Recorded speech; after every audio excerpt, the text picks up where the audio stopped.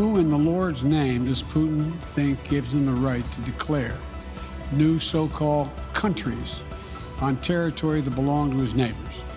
This is a flagrant violation of international law and demands a firm response from the international community. Our country stays open for direct and honest dialogue, for the search of diplomatic solutions for the most complex issues. But I will repeat, Russia's interests, our citizens' safety are absolute, so we will continue strengthening and developing our army and navy, increasing their efficiency, providing them with the most advanced equipment. Strong language from U.S. President Joe Biden and his Russian counterpart Vladimir Putin. This as tensions between Moscow and Ukraine are showing no signs of abating. Russia has sent troops to 2 breakaway regions in Ukraine. In retaliation, the U.S., together with other Western superpowers, have unleashed their own set of sanctions against Russia. But why does this matter to the Philippines? The escalating row, coupled with the supply crunch, is sending price shocks in the world oil market, with Russia being one of the biggest oil producers in the globe. Those price hikes are sending pump prices to the ceiling in net oil importing countries like the Philippines.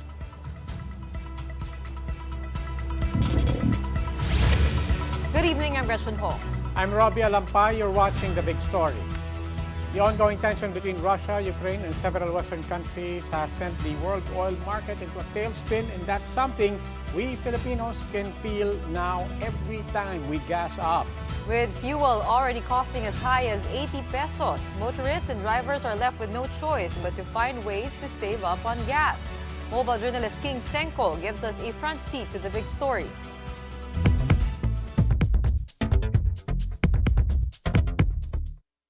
With skyrocketing fuel prices showing no signs of cooling down anytime soon, motorists are left with no choice. So, we had to ask what their strategies are to save money.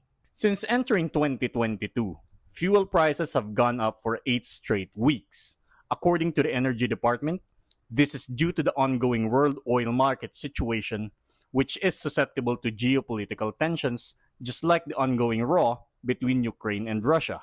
This further limits supply, which in turn leads to price increases.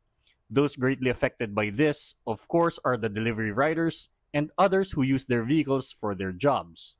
Bien, a company driver had to change his driving style to save some gas. Pagas ka ng magkano lang, 300, 500.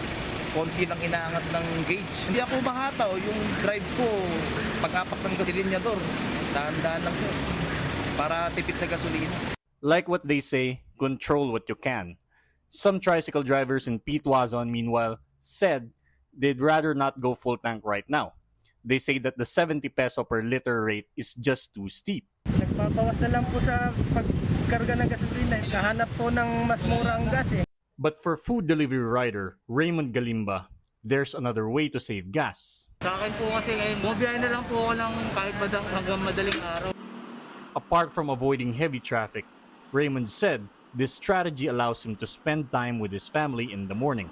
While the price of petroleum products continue to increase, only one thing seems to be certain nowadays. Drivers can and will find ways to save money and make ends meet. Mobile journalist King Senko, we are One News. What can be done to soften the blow of these oil price hikes on motorists? That big question and more with Mar Valbuena, Chairman and Spokesperson of the Transport Group Manibela. Sir Valbuena, welcome to The Big Story.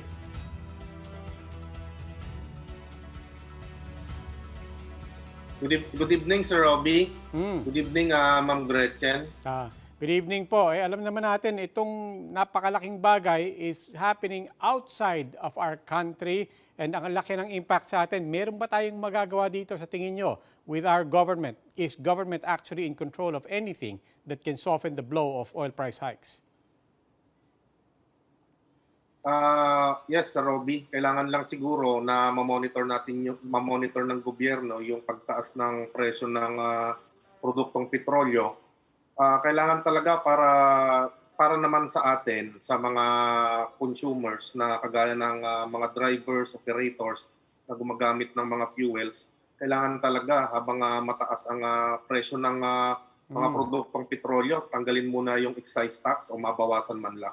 Oo, pero sa kabilang banda, nabanggit niyo po yung mga driver at saka operator, humihingi na po ba ng pagtaas ng presyo yan sa pasahe? At magkano pong napag-uusapan sa LTFRB? Ah, Kahapon sa Robin nag-file tayo ng petition para doon sa dagdag na pamasahe kasi ayaw man sana nating gawin ito. Napipilitan tayo dahil sa sobrang taas na ng diesel, sobrang taas ng gasolina. Actually, 2 pesos ang hiningin natin na dagdag na pamasahe. Nagawin na sana itong 12 pesos pansamantala para sa mga jeepney. Sa mga UB Express na bumibiyahe, additional na 5 pesos, sana na idagdag para naman makapagserbisyo tayo ng mas maayos sa ating mga mahal na mananakay. Dahil po, kung titignan natin, 8 beses na sa Robbie, Ma'am Gretchen, na tumaas yung sunod-sunod na pagtaas ng presyo ng mga produktong petrolyo. 8 linggo na sunod-sunod. So, hindi na po natin talaga kakayanin dahil ang pinakamababa po dito lang sa NCR, nasa 65 pesos na po per liter ng krudo. Ay, nabanggit niyo po, kung itataas man ang pasahe, pansamantala, sabi niyo, ano po ibig sabihin ng pansamantala? Is that a fixed period or nakatali po yan kung kailan bababa sa world prices? Yes, Sir Robbie, kasi hindi naman tayo kasama na natin sa pang-araw-araw ang ating mga mananakay.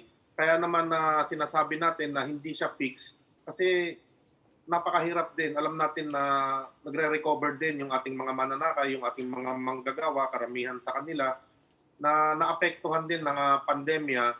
Kaya tayo habang mataas lamang po ang presyo ng diesel, pwede naman pong ibaba yan kapag bumalik na doon sa mas mababang presyo. Halimbawa po, naging 40, 45 pesos, pwede na pong ibalik yan doon sa original po na price ngayon. Okay, maraming salamat po, Mr. Valbuena. That was Mar Valbuena, President and Spokesperson for the Transport Group Manibela. The price hikes in fuel come at a time when mobility is expected to rise in Metro Manila, especially now that many are making a push for the region to be downgraded to level 1. Gretchen, what are they saying among the mayors in NCR? Robbie, Metro Manila mayors unanimously called to downgrade the region to alert level 1 after the region reached a low-risk classification. In an interview with Radyo 5, MMC Chairman and Parañaque City Mayor Edwin Olivares cited NCR's low healthcare utilization rate and low positivity rate as well as the high vaccination rate. The council's recommendation is set to be discussed by the IATF on Thursday.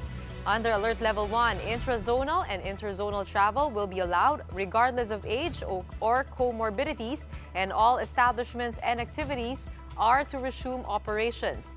Infectious diseases expert Ronjean Solante says Metro Manila is ready to downgrade to Alert Level 1, but reminds the public to still follow the minimum health protocols.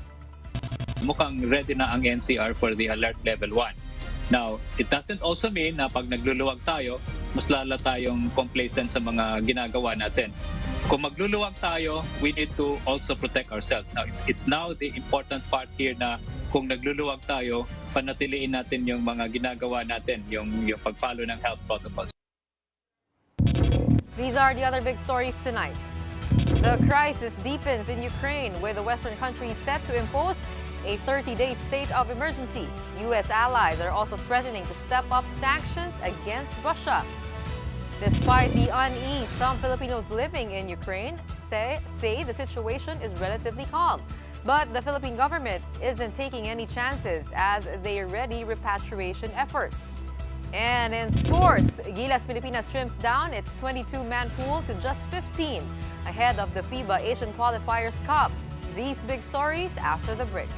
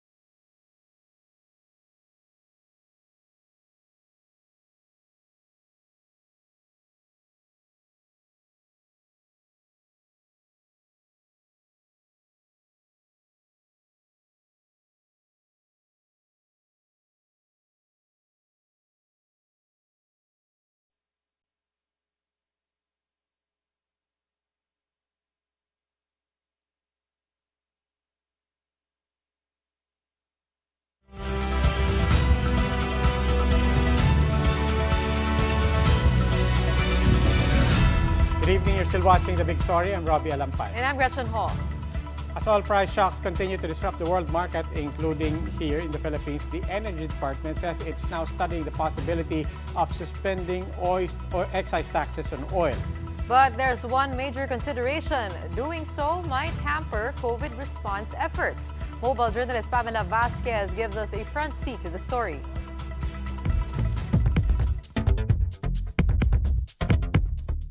48 straight week local oil prices have shot up due to higher prices globally. The Energy Department said one of the reasons is the conflict between Ukraine and Russia.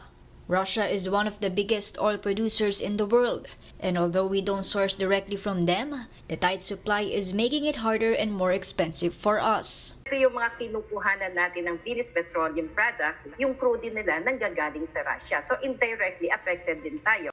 The Philippines is a net importer of oil, meaning we don't produce our own fuel, which means we're greatly affected by price shocks. According to the DOE, as of September 2021, the country's oil demand was at 66.9 billion liters. Calls are growing once more to suspend excise taxes, which the government relies on to fund social and health programs. Or habang ang presyo nasa above $80 kung yun ang gusto nila, bawasan natin ang kalahati ang excise taxes on fuel. No? Maybe in the next Congress we should also study. Under the train law, excise tax on diesel is at 6 pesos per liter, while gasoline is at 10 pesos per liter. The DOE says it's already studying whether to suspend it, but it might impact our COVID response programs. Meron po tayong tinatawag na targeted relief. Dito po ba? Parang hindi lahat may subsidiya.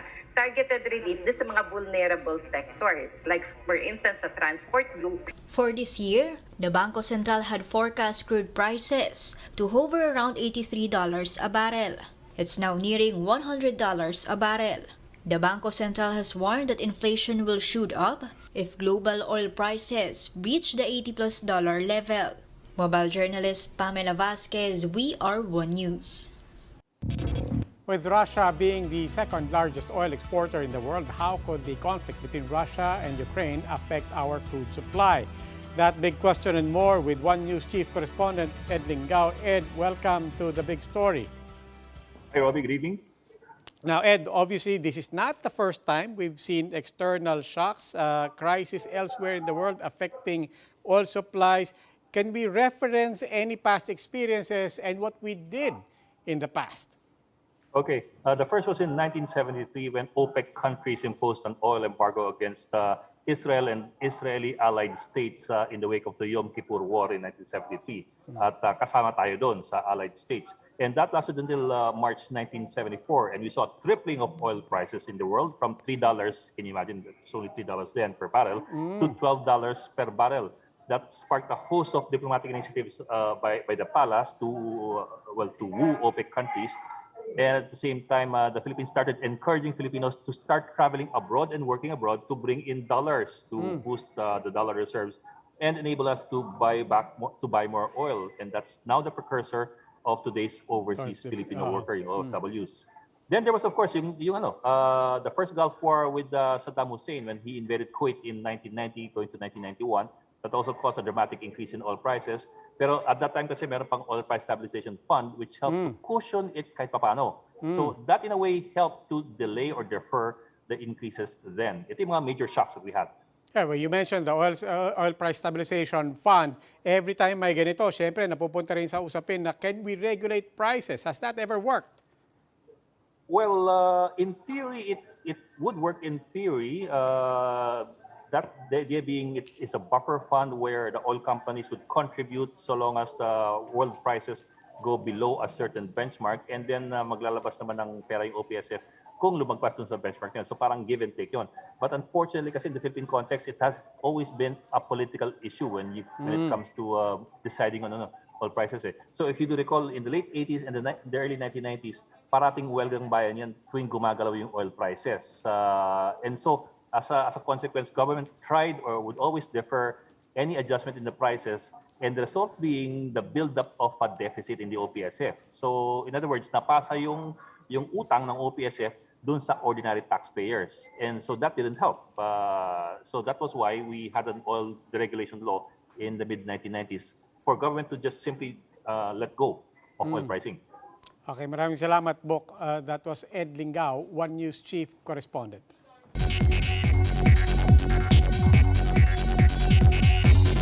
In order to beef up security measures, Ukraine is set to impose a 30-day state of national emergency, which may be up for extension. Over in Russia, Vladimir Putin says Moscow is ready to look for diplomatic solutions after being hit with a flurry of sanctions by the United States and its allies. Putin says the country is always open for direct and honest dialogue, but stressed that the country's interests were non-negotiable. Russia's interests, our citizens' safety are absolute.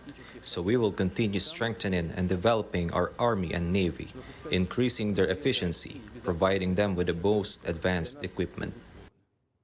The United States initially responded to Russia's recent recognition of 2 breakaway regions in eastern Ukraine with sanctions targeting trade. But now the Biden administration says it will also impose sanctions on Russia's elite and family members. As Russia contemplates its next move, we have our next move prepared as well. Russia will pay an even steeper price if it continues its aggression, including additional sanctions. Other countries have also started imposing sanctions on Russia. Germany made the first big move, halting a major gas pipeline project, which was long sought by Moscow.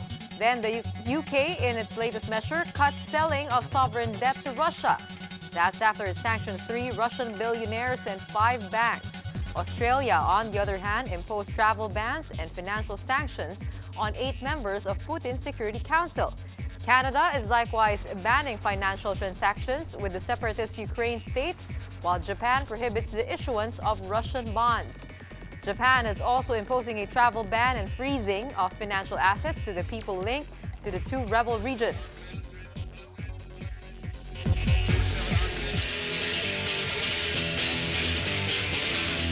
For the big story in sports, Gilas Pilipinas reduces its original 22-man pool to 15 as the team continues to prepare for the upcoming window of the FIBA World Cup Asian Qualifiers.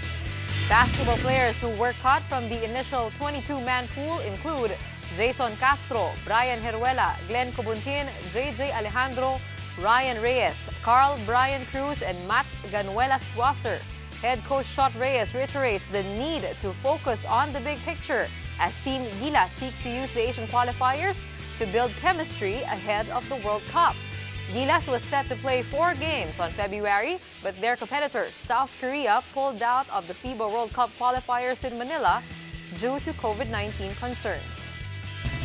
What we've learned in this environment that we are playing in now is that you can never really know what to expect. So right now, the best thing that we can do is stay ready, to be prepared. And the only thing we can focus on is our own health.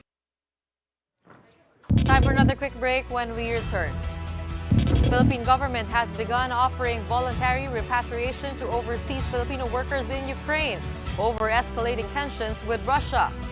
Isko Moreno ends his campaign trail in Mindanao and is back in Metro Manila with his running mate, Doc Willie Ong. And if you can't bring the student to the classroom, bring the classroom to the student. To do that, teachers in Quezon turn to the trusty wooden trolley. These big stories after the break.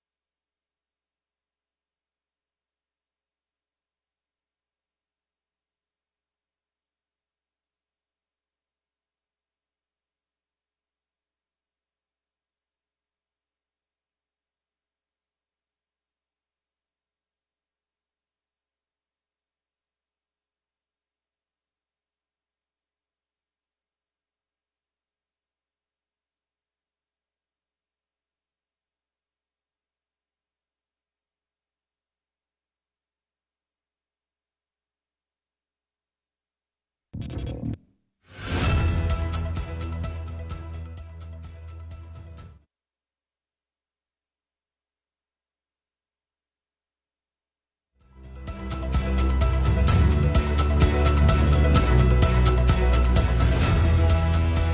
evening. You're still watching The Big Story. I'm Robbie Alampay. And I'm Gretchen Hall. The Philippine government is offering voluntary repatriation to overseas Filipino workers in Ukraine amid the ongoing conflict with Russia. Despite initial pronouncements of an invasion, residents in Ukraine say not much has changed at the moment. Marian Enriquez with this report. This is the street right now. Everything is peaceful. Just like any ordinary day, this is how some OFWs in Kiev, Ukraine's capital, describe the situation amid the growing tension with Russia. 36-year-old Ruby Jean is among the 380 Filipinos currently there. She lives with her husband Volodymyr and their 9-month-old son. She says the Philippine government has a contingency plan for them should the situation escalate. Okay naman po kami kasi ang Philippine government todo suporta po talaga sila sa amin. Chine-check kami lagi. I will take metro, I'll walk. People will be doing the same mundane, usual things as if nothing happened. But the fear or an invasion, of course, yeah. Some parents have evacuated their kids to bunkers, according to Volodymyr. But while he sees this as an overreaction, he admitted that the fear of invasion is there. But he says the Ukrainian government has been steadfast in trying to keep its citizens calm. But I don't see any reason to worry. I will take metro, I'll walk. People will be doing the same mundane, usual things as if nothing happened. But the fear or an invasion, of course, yeah. Foreign Affairs Secretary Teddy Locsin says repatriation efforts are underway for Pinoys who want to come home. About 6 Filipinos have already requested for repatriation last week. Those in need of assistance are advised to contact the Philippine Embassy in Poland. Meanwhile, an international studies professor says Russia may be conducting a similar occupation like it did in 2014. Until now, the Russian Federation holds Crimea, where a majority of ethnic Russians reside. Because of this, it's possible for Russia to occupy Ukraine, but it will have a hard time doing it. May mga 150,000 Russian troops, hindi pa enough to para masakop niya yung buong Ukraine. Pero maaari siyang mag-conduct na tinatawag mga punitive actions.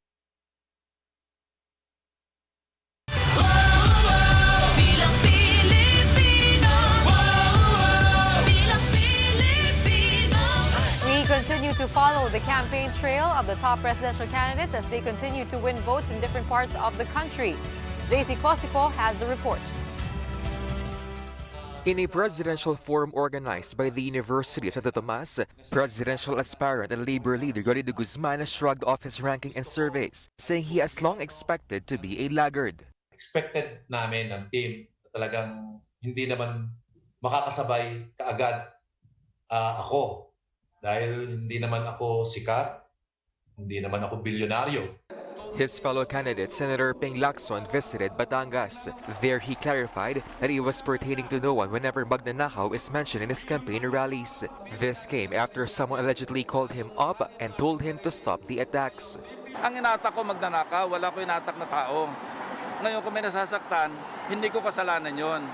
Former Senator Ferdinand Marcos Jr., on the other hand, made rounds in Bacolod, a city where Vice President Lenny Robredo overwhelmingly won back in 2016 when they faced off for the vice presidency. But this time, 21 mayors of Negros Occidental signed a manifesto to back his bid. That is very, very important, especially in a place where we have not traditionally, it has not been traditionally considered our bailiwick.